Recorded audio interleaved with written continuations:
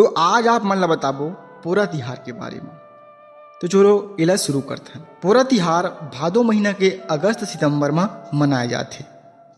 किसान मन मानते कि बैला के बिना खेती खार हो ही नहीं सके। बैला ही संगवारी होते किसान मन के।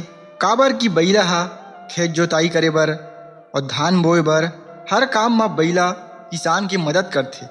यही से किसान मन बैला ला धन्यवाद दे बर और ओकर सम्मान करे बर पोरा तिहार मनाए जाते। ए दिन किसान मन बढ़िया अपन अपन बैला ला साफ करके या धो के सजाए जाते।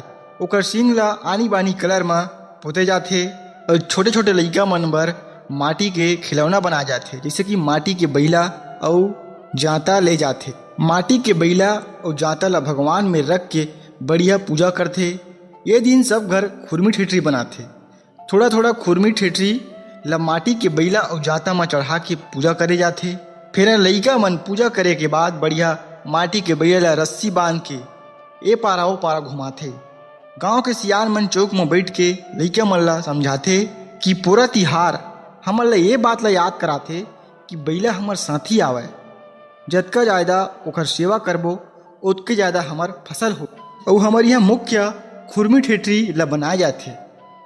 खुरमी ठेठरी शिव शक्ति के प्रतीक आवे। ये हमन ला सिखाते कि तिहार बाटे में मिठास और खुशहाली आथे। सांझ होत होत गांव में मेला जैसन माहौल बनथे। हमर पुरखा मन ढोलक और मंजीरा बजावत रही थे। दाई बहिनी मन गीत गावत रही थे। लइका मन अपन माटी के बैला ला गली गली में दौड़ावत रही थे। कोनो जगह में लोगन मन खुरमी ठेठरी बांटत रही थी और कई जगह में बैला मन के प्रतियोगिता कराए जाते। तो ऐसा रूप से हमारे छत्तीसगढ़ में पोरा तिहार मनाए जाते। हमारे चैनल लाइक और सब्सक्राइब जरूर करूँ ताकि हमारा इतने नवा नवा वीडियो आप मतलब मिलते रही। धन्यवाद।